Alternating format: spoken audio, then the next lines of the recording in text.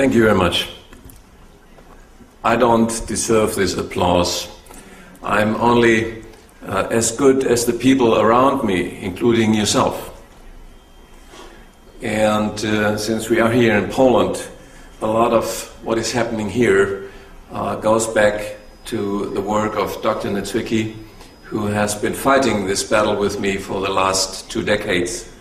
And I told her many times that one day her name will be ranking in this country at the side of Maria Sverdlovska and other scientists for saving millions of lives.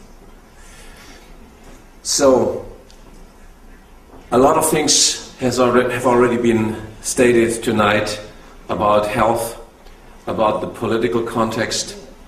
My role in the next 40 minutes will be to talk about the bigger, the philosophical picture. This meeting takes place at a very crucial point of history. It's about life. It's about life as the very essence of our being. I will not be able to explain all the details of what needs to be said, so I'm encouraging you to fill out the request for the DVD. We will put the presentations of tonight online, so you will be able to watch them. So if some of the slides are too fast, you have the possibility to see them again and study them again in detail.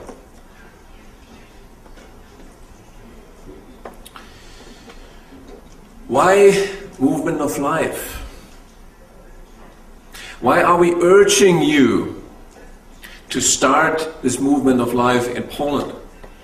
Why will we be urging the people in Romania to start a similar movement in 10 days and in other countries later on? Well, I've divided my presentation into 7 chapters. And I hope I will be able to answer that question. Why now? Why we? Why you? The first chapter is we need to reflect about the very fundamental forces that brought us here today. Not 10 years ago, not 100 years ago, but thousands of generations ago. The forces of life created the environment where we live. This is the only planet in the universe where there's an atmosphere for life, as far as we know. The forces of life created life on this planet. The forces of life created human beings, us on this planet. The forces of life created the plants we eat and we need for our bodies functioning. The forces of life created the ingredients of these plants that are necessary for our life and our well-being and our health. Namely, vitamins, minerals, and other bioactive plant ingredients, which we call phytobiologicals. Chapter 2. Forces of human dignity. For more than 1,000 years, people in Poland didn't exist at that time. People in Europe didn't exist as a continent at that time. We're living in complete illiteracy. In fact, the only difference from the animals on their farms was that they were walking upright on 2 legs. Because they couldn't read and write, they could not participate in life. They could not contribute. They could not learn. They could not develop humanity.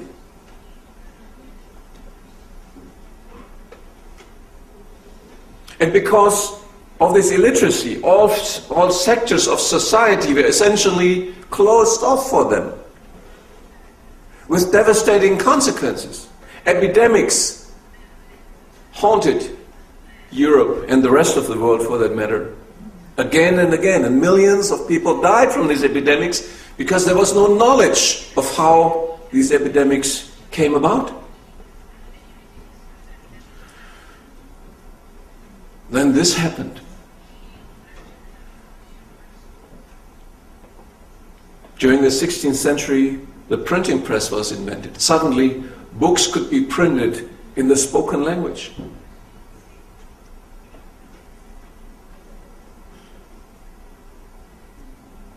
Within 1 century, the majority of people, of common people, of people like you and me, could learn to read and write, could participate. Did the rulers give this knowledge to them voluntarily? Did they say, great that you do that? Of course not. Knowledge is power. And those up there, they never share power voluntarily. Not then and not today. So what happened was people themselves took the right. They said, we want to become human beings. We want to learn to read and write. We want to live, participate, build. The result was an alphabetization campaign of thus far unprecedented proportions. Across Europe, universities and schools were built, in every village, every town. Later on, this wave spread across the Atlantic Ocean and the entire world.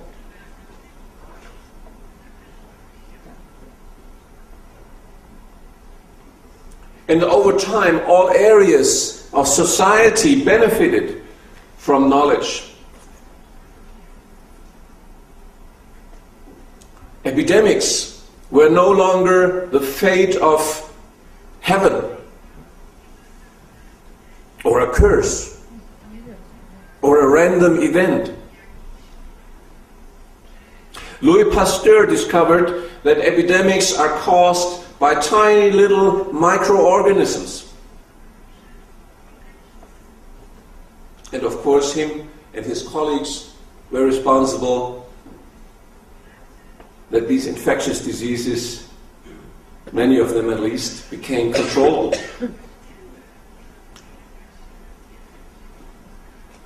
Knowledge was also a driving force for ending dictatorships, medieval autocracy. The people said, we want to determine our future. We are responsible for our lives. We want to participate. The French Revolution came, 1789.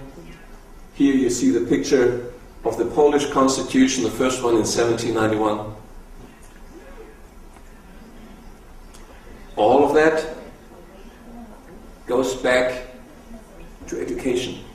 Education became the purpose and the basis of founding schools and creating more education for propelling science, commerce, trade, and of course, culture and politics. In fact, every area of society was advanced by the participation of the common people. So far, the good forces. But with so much knowledge accumulating, it was inevitable that this happened. The forces of evil, as I call them, they started to fight the forces of life. They said, we want to control this. want to control knowledge. We own it. We want to determine that. That was the birth hour of the chemical cartel. Why is the chemical cartel so important? Well, maybe you never thought about it, but chemical industry is the industry that determines essentially everything. The colors that you see, the paints of your house, the materials you sit on, the car you drive, the seats in there, the drugs you take, the socks you wear. Go through the next 24 hours. More than 50% of the things you touch come from the chemical industry. No other industry is as pervasive as that in our life. And here is its origin. 1863, Bayer was incorporated. The same year, Höchst was incorporated. Höchst today is incorporated in Sanofi, French company. 2 years later only, BASF was incorporated. So that was the time of complete of a launch of knowledge in this area, about 150 years ago. What did they do? Well, the first thing they did is they copied nature. Here's the picture of a willow tree.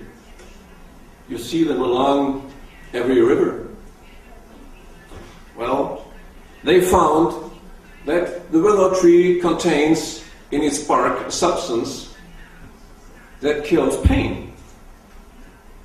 So they reproduced that substance, added a little molecule, and had acetylic salicylic acid, better known as aspirin. And they patented that.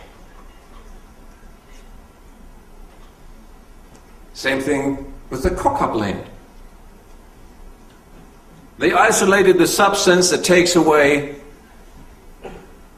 the pain, and they got procaine. And they reproduced it. They were able to identify it and reproduce it synthetically. And they did so not just with 2 substances, but with hundreds, in fact thousands of substances. This is a book from 1897, so about 114 years ago. An annual of the German Chemical Society, where these companies and their researchers published the new molecules from nature that they just discovered that year. And I'm going to hold that into the camera. Maybe you can zoom that in here. What you see here, page after page after page after page after page, new substances. New substances.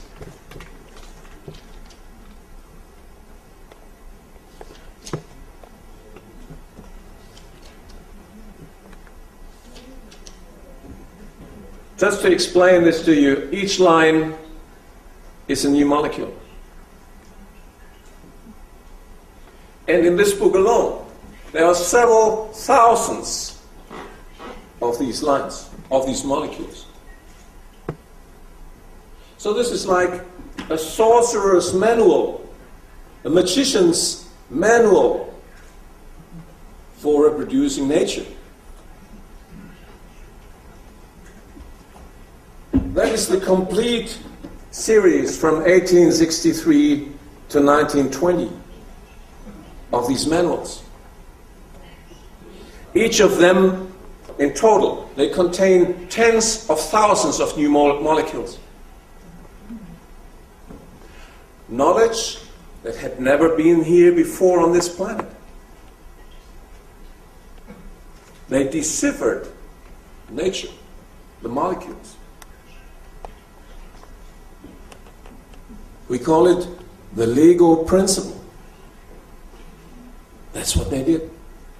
Putting little molecules together like in a Lego system. But copying nature was only the first step. What they were really aiming at was to possess nature, to own this knowledge exclusively, and to make money from it. So they were up to becoming the new gods. In fact, they called themselves the Council of Gods. So in 1877, to promote this possession, this robbery of nature, they passed a new German patent law which defined the violation of any of this knowledge, the unlicensed spread of the sorcerer's handbook, as a crime. You would go to prison for doing that.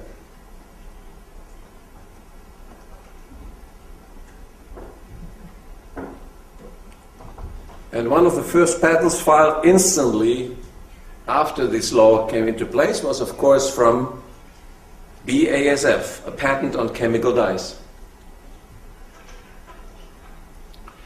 So we need to understand there are 3 steps in this plan to seize control of this planet by the chemical cartel. The first one was copying and reproducing nature. Second one was to possessing it. And the third one was to expand the new patent laws to other countries. That was the missing link. If they accomplished that, they controlled the world. If they forced Poland, Sweden, Russia to adapt the same patent laws that protected this knowledge, they owned them.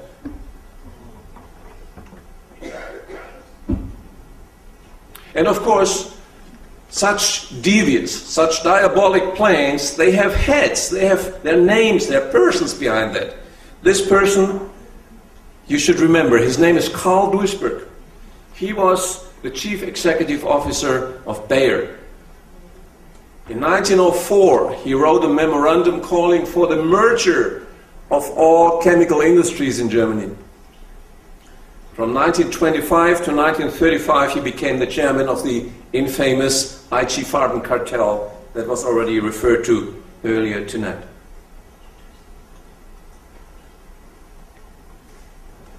Chapter 4. The forces of evil's first attempt at world conquest. To do exactly what I said to you. To expand the patent laws upon the world. And thereby control life in these countries for generations to come.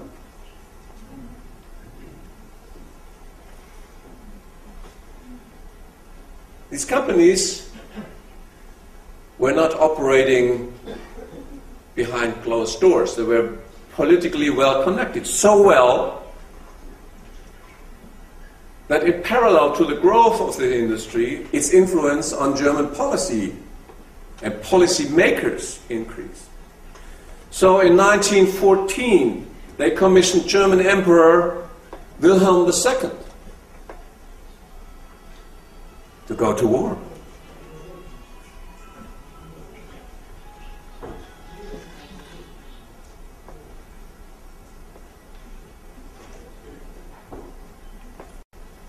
But 4 years before the war started, they already gave the military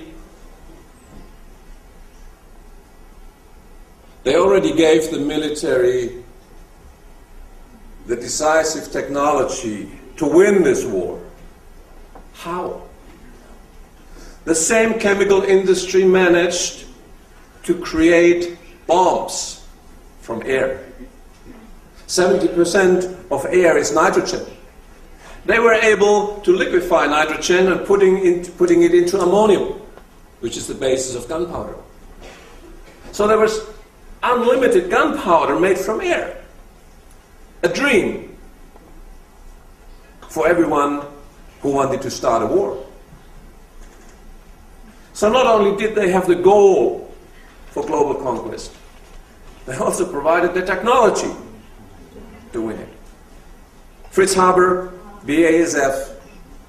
So 4 years before the cartel launched its first attempt at world conquest, in coalition with the German Emperor and the Wehrmacht, they knew how to produce bombs from air. And of course, not surprisingly, Fritz Haber became the coordinator of these efforts within the German War Ministry, with a specific task to produce enough ammonium to win this war and to provide other synthetic materials essential to continue the war.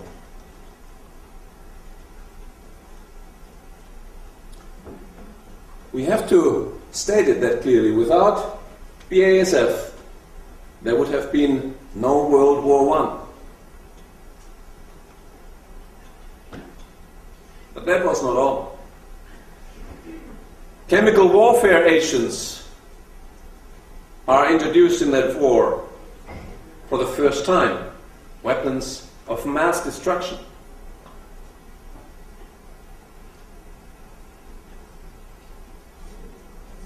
The patent owners of mustard gas and other chemical warfare agents are who? Bayer. They produced the gas needed to win the war when the bombs were not sufficient. The war that aimed at expanding their markets. So World War I, in summary, was the first attempt of the chemical cartel at the military conquest of the world to create one single worldwide market for patented chemical and pharmaceutical products. More than 16 million soldiers and civilians died. More than 20 million were wounded in the first global conquest war of the chemical cartel. This was the price that mankind 100 years ago did not possess, did not have the analysis that we, the speakers tonight, are giving you. And if you don't know, you cannot act.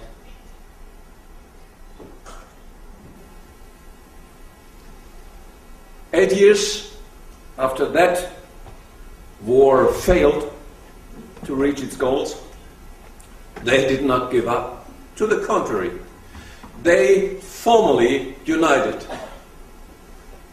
into one company. Bayer, BASF, and Hoechst became one company called IG Farben. Company value 11 billion Reichsmark at that time. More than 80,000 employees doing nothing else than expanding this. Chapter 5. The second attempt at world conquest. From the early 1930s, IG Farben invests in the Nazis as part of their second strategy of world conquest. This is the headquarters of IG Farben in Frankfurt, Germany.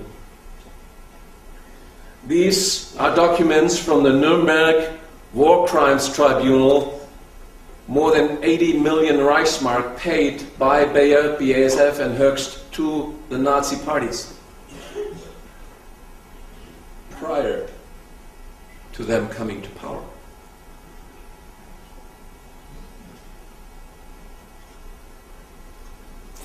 This is a page from a marketing brochure of Bayer from 1936, 3 years before the Nazi cartel coalition invaded Poland. This is North America, South America, Africa, Europe, Asia. You do not need to explain this picture. We've heard about Walter Hallstein, and his speech in 1939. So 6 months before they invaded Poland, this guy publicly tells everyone how the future will look, which laws they will impose in Poland, the new laws, economic laws, social laws, administrative laws, patent laws, and as you've heard, the blood and honor laws. So it was all planned.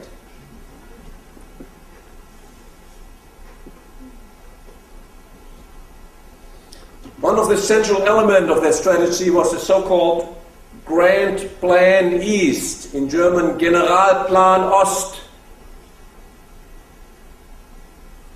It was very simple.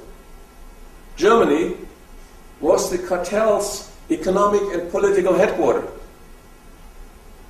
And Eastern Europe and the rest of the world was a reservoir of dependent consumers and slave laborers. That was the plan.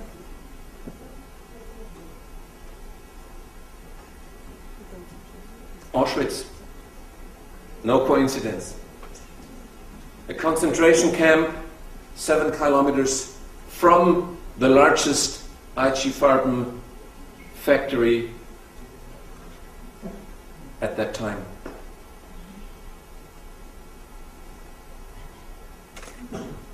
They expanded the concentration camp Auschwitz as a reservoir for the slave labor they needed to build these industrial plants. IG Auschwitz was a 100% subsidiary of IG Farben. We are told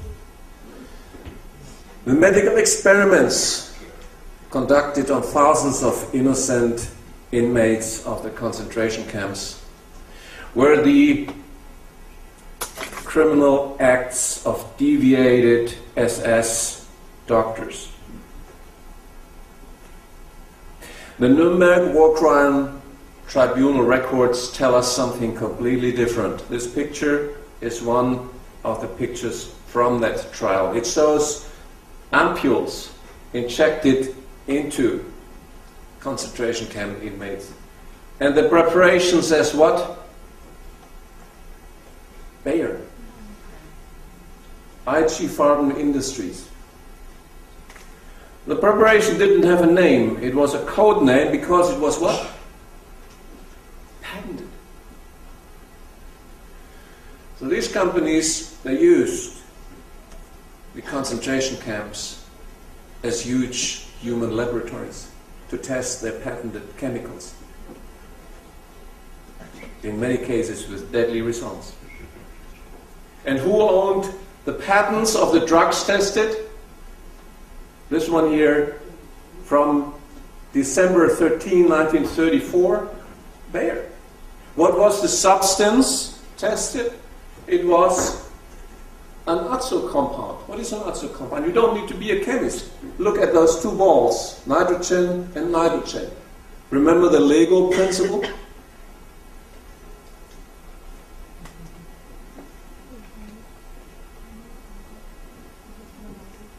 Cyclone B used to kill millions in the KZ gas chambers. Who was supplied by the IG Farben subsidiary Degisch.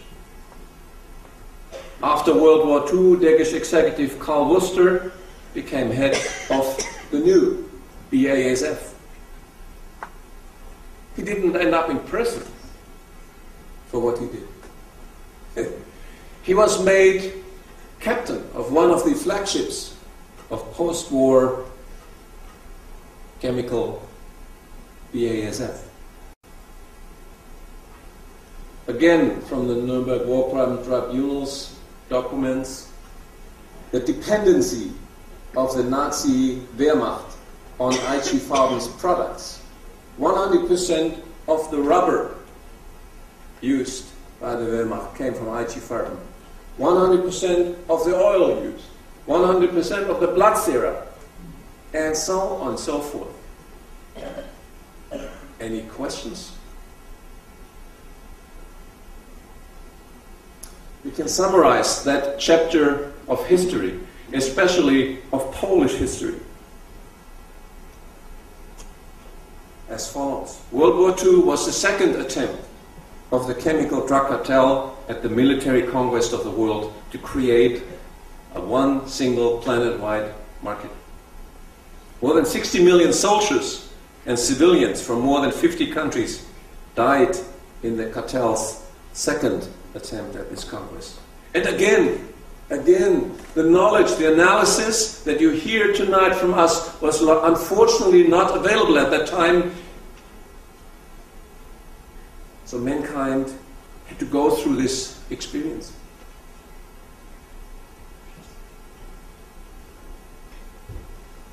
There was a trial, as we heard. 24 executives of IG Farben were tried in Nuremberg for crimes against humanity.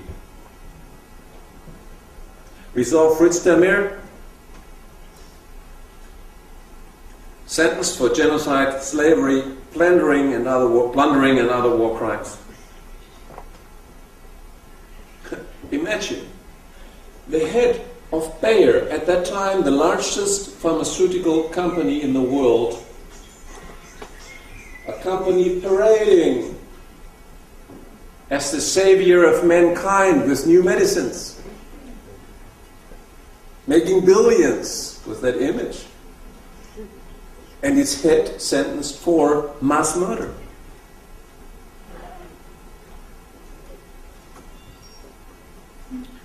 So what happened after 1945?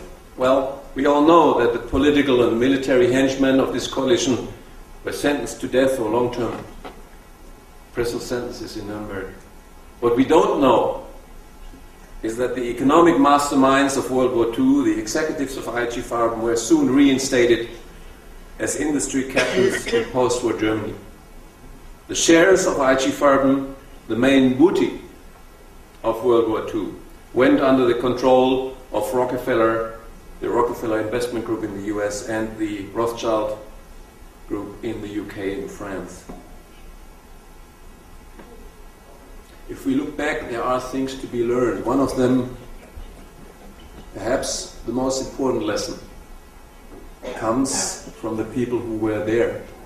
Many of them are here tonight. You will hear Jerzy Ulatowski speak to us tonight. They were there. They lived in the middle of this kingdom of evil, or hell on earth. Some of them have told me that since that time they have asked themselves, why me? Why did millions of people die in concentration camps and not me? Why am I alive?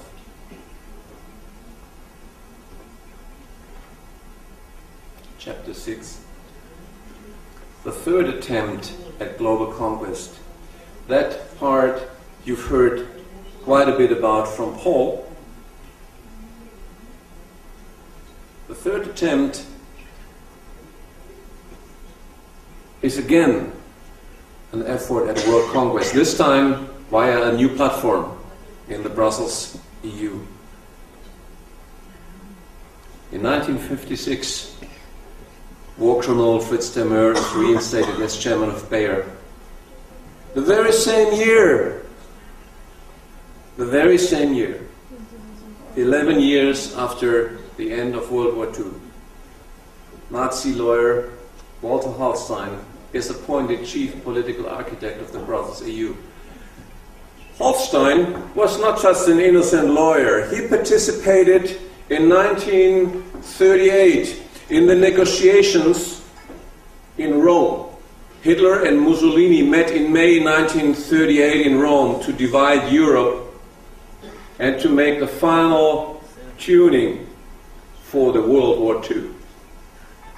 1 month later, a group of lawyers from Italy and from Germany met to define the legal details of this war result.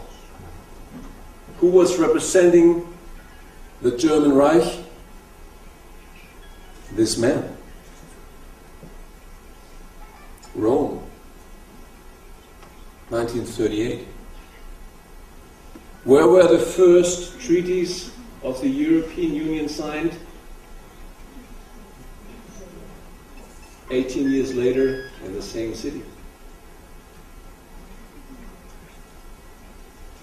And even the structure of the Brussels EU headquarters resembles the swastika symbol that Hallstein proudly carried on his vest.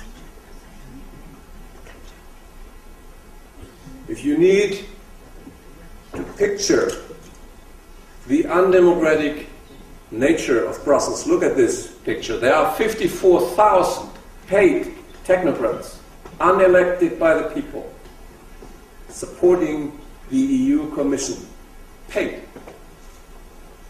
These are their servants. They do nothing else than serving the interests of the cartel. And here, this little thing down here is the European Parliament with 736 members. Usually they are there for 4 years, and then someone else is coming. But these guys are staying. So on every member of the European Parliament, there are 80 cartel lobbyists making sure that these members of the EU Parliament do what they want.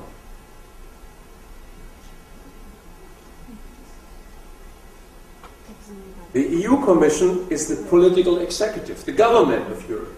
But you don't vote for it, as we already heard. There's a wall between democracy in Europe and what really happens. This Parliament here is nothing else than a fig leaf. It has no rights to make laws, to initiate them. It's called a fig leaf to hide dictatorship. So who today are the political stakeholders of the oil and drug cartel in Europe? These two.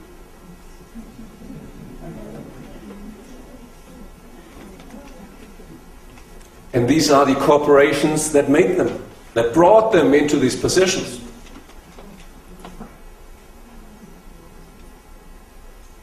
And these are the tools they operated. Does the Polish president or prime minister influence the decisions taken at the European level? Does the Swedish prime minister have any say in that? The one from Slovenia or Latvia? Of course not. These are the two guys that determine what's happening.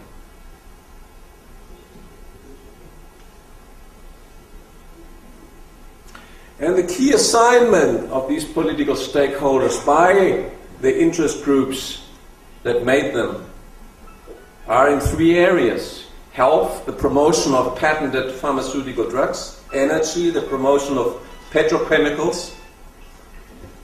And food, the promotion of genetically modified and patentable substances. The consequences are unimaginable. Cardiovascular diseases, cancer, other diseases are rising if the knowledge that we carry, that we bring to the world, is being suppressed. Millions of people will pay the cartel takeover, the Lisbon Treaty, with their lives. Millions. You may think this is impossible. Well, think again. These very same interest groups, as we heard, are responsible for the death of more than 100 million people in 2 world wars. Without them, these wars would never have taken place. And now they're responsible for 17 million heart attacks that continue every year if this knowledge is not being used in the hospitals and medical practices, and 8 million people who die from cancer unnecessarily. They've done it before, ignored the interests of millions of people, sacrificed their lives, and they're doing it again. And as for the Grand Plan East or the Generalplan Ost, well, look what's happening in Greece. Look what's happening in Spain, in Portugal. Look what's happening in other countries that have not made the news yet. It's just the beginning. So here is the master plan, the cartel's strategy to force Greece, Ireland, Spain, and the rest of Europe into bankruptcy. Well, why would they do that? Well, first of all, let's look at how they do it. They promote diseases behind the mask of providing health care. They do exactly the opposite from what their goal is. How can you cure cancer with chemotherapy when half of the chemotherapy substances are known to cause new cancer? And if you deceive entire nations with respect to the healthcare system, you are draining them economically. You're killing the people, but you also drain them economically. Entire nations. Because you force them to pay billions for imports of patented drugs. And that money, that's what causes the bankruptcy of entire nations. Not because the people in Greece, Ireland, or for that matter other European countries are lazy. It's the systematic drainage of essential funds. So now we come to the real purpose of this plan. The real purpose is the political takeover of entire continents. So by maintaining this crisis, by constantly draining this money, they actually cause the crisis. So when the crisis comes, Mr. Sarkozy can stand up there and can say, we need a transnational government for all Europe. And the same is also true for the oil business. So there are alternative energies available right now, but they're not being used. Why? Because they're being blocked in order that this scheme works in this area too, draining the national resources and make the people of Poland, and for that matter all of Europe, dependent on oil. Same purpose, same effect, bankruptcy of just about any country if that continues. And then, in order to hide that scheme, the political stakeholders of the cartel, namely Sarkozy and Merkel, embark on what I call psychological warfare against the people of Europe. Deception. They call it exactly the opposite. Defamation of people like us, of the pioneers, who say this is what's happening. And distraction, like wars in Libya and other areas. The purpose of all of that, confusion. You should not know what's left and right. It's such a crazy world. Let's just hand over all responsibility to those guys up there. That's what they want. Then they launch fear campaigns. Do you remember the influenza epidemics on the pig flu? There was nothing about it. And the goal of all of that is to cause an increasing dependency of the people of Europe and ultimately to make them accept even a dictatorial regime. You are reminded when you look at that at George Orwell's 1948, 1984.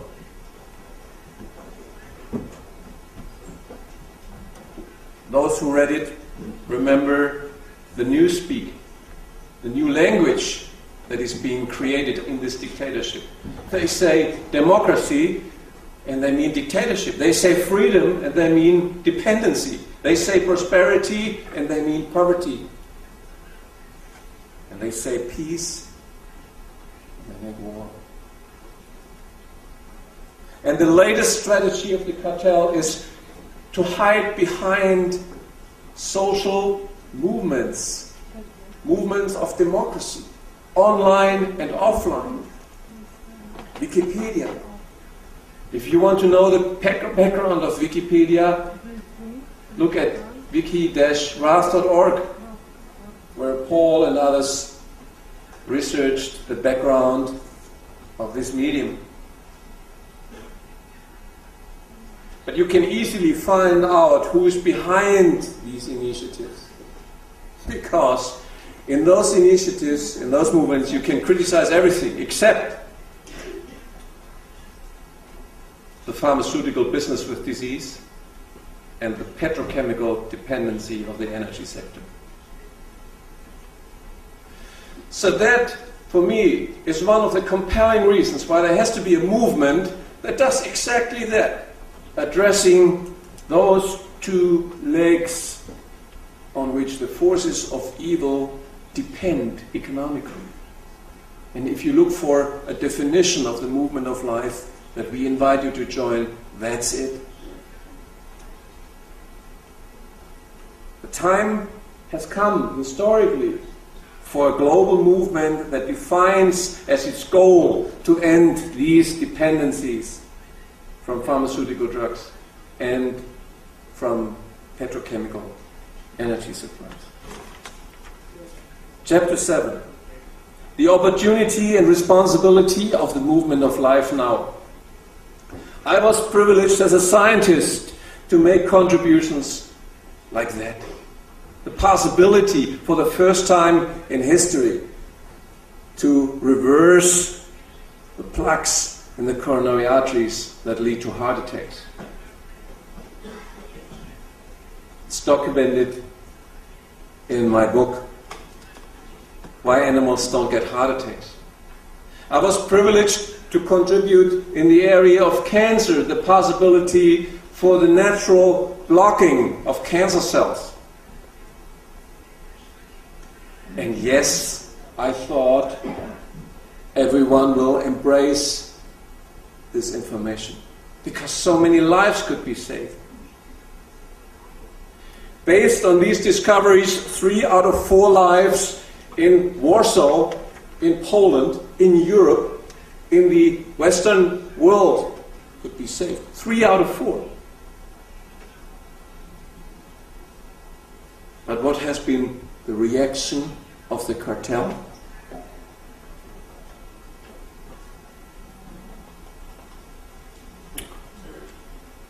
Over the last 10 years, they filed more than 100 lawsuits against me, against our research.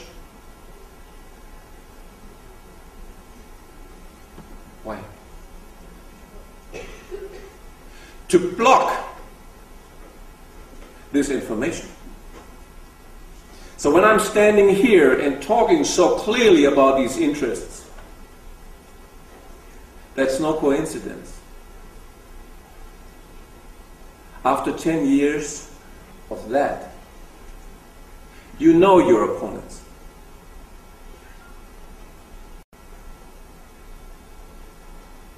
Their goal is to legally eliminate the scientific pioneers of natural health research and to protect, in order to protect its multi-billion-dollar markets with patented drugs. So we have to ask ourselves the question, why is Dr. Rath still standing here? Why are we having this meeting here? After all, our opponents are the largest and most profitable investment business on this planet. So what's the answer to that? Well, there's only one answer. We're right.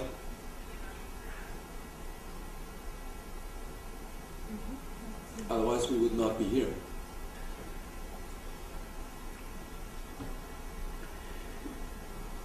The last 20 years of this battle that I was fighting at the side of Dr. Niedzwiecki, Paul Taylor, and others, they confirmed the law of historic transitions. They all go through three stages. First, they are being ridiculed. No one takes it seriously. Then they are being heavily fought. In our case, for 10 years. And now everything is breaking down because they can no longer fight it. And everyone says, oh, we knew it all along.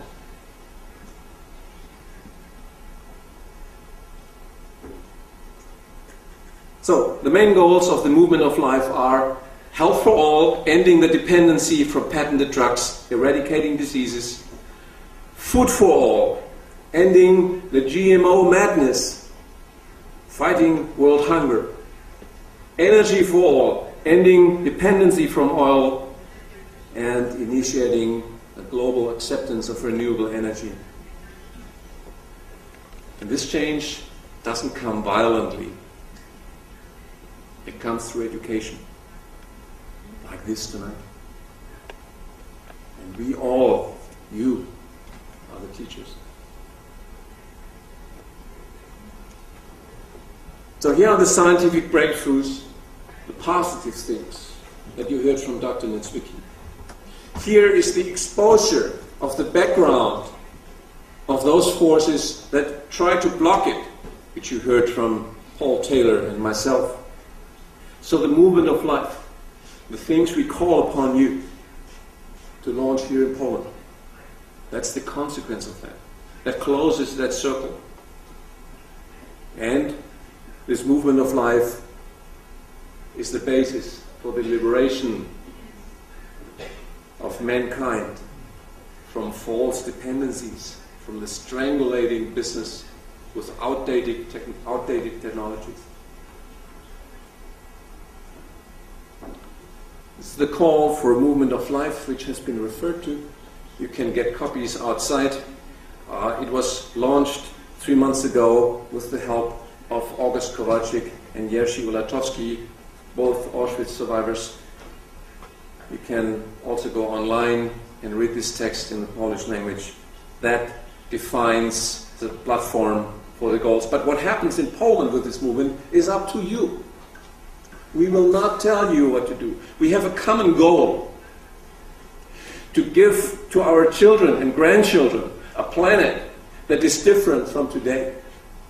To give them a future of self-determination, of life, of dignity. That is our common goal. How you do that, what you do, is up to you. But you must do it. So you can see that this lecture of mine came round circle. We started off with the chapter, The Forces of Life. We went through, in a cycle, to the forces of evil and death. And we're coming back now, today, here in this room, to the need, to the necessity, to the historical responsibility to protect life.